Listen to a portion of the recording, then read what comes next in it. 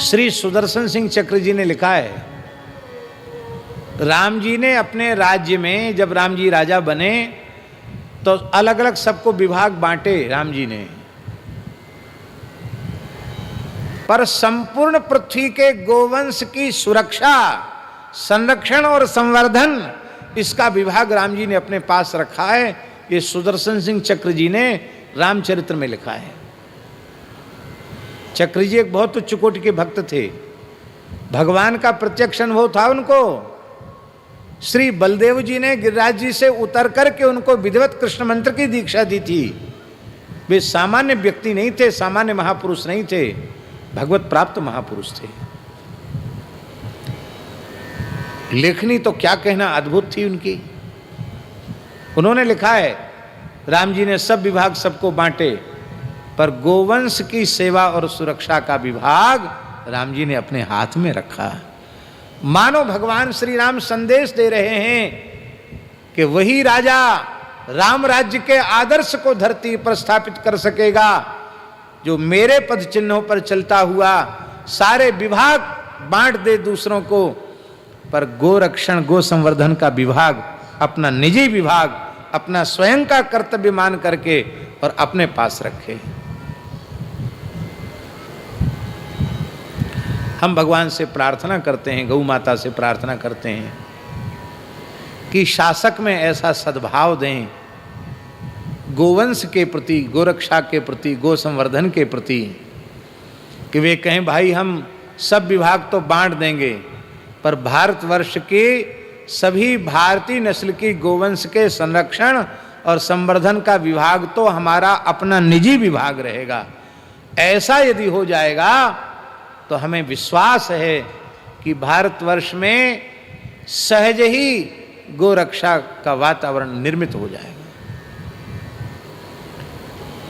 जितने अंश में कार्य हो पा रहा है और जितने अंश में गोवंश की उपेक्षा हो रही है वो अभी बहुत कम है, बहुत न्यून है, बहुत कम है। हम लोग आशावादी हैं, फिर भी आशा करते हैं, करनी चाहिए आशा। लेकिन जितने बड़े पैमाने पर पूरे भारतवर्ष की धरती पर गोवंश का तिरस्कार और उसकी उपेक्षा हो रही है, उतने अंश में हम लोग सेवा नहीं कर पा रहे हैं। 10% भी सेवा हम नहीं कर पा रहे हैं, 90% अभी उपेक्षा का शिकार है। और ये उपेक्षा किसके कारण है? हम आपके ही कारण उपेक्षा है। हम आप उसको हृदय से स्वीकार नहीं कर पा रहे हैं।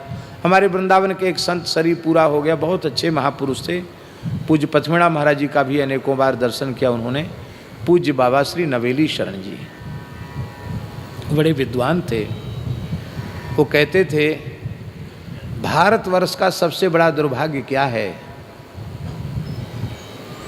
कहते थे भारतवर्ष का सबसे बड़ा दुर्भाग्य है कि भारतवासियों को गो सेवा की प्रेरणा देनी पड़ रही है। ये भारतवर्ष का दुर्भाग्य है। जहां गो सेवा के, गो भक्ति के संस्कार जन्म से ही होते थे, आज वहां उनको समझाना पड़ रहा, सिखाना पड़ रहा, बताना पड़ रहा है। और बड़े दुखी होकर के एक बात कहते थे, बोले 1 अरब से ऊपर आबादी है देश की, आपको ज़्यादा से ज़्यादा पूरे देश में सुनने वाले लोग कितने हैं? कथा कीर्तन में प्रेम रखने वाले पूरे देश में अधिक से अधिक संख्या कर लो तो 2 करोड़ से ज्यादा नहीं है।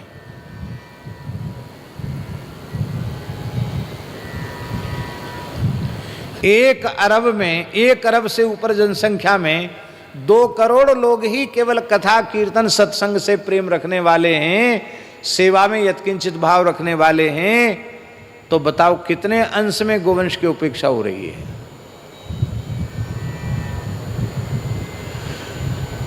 और जो 2 करोड़ सुनने वाले हैं उनमें कितने सुनाने वाले लोग ऐसे हैं जो अपने श्रोताओं में गो सेवा के संस्कार, गो उपासना के भाव को भरने वाले हों? सालों भर कथाएं लोग करते हैं, लेकिन गाय के बारे में 5-10 मिनट भी कुछ नहीं बोलते हैं। पूरे विश्व में उनकी प्रतिष्ठा है, भारतवर्ष के सभी वक्ता ये निश्चय कर लें कि हम स्वयं गो सेवा करेंगे और गो सेवा की प्रेरणा प्रत्येक कथा में देंगे, तो एक बहुत विलक्षण क्रांति आ जाएगी गो सेवा की। लेकिन कहां होता है?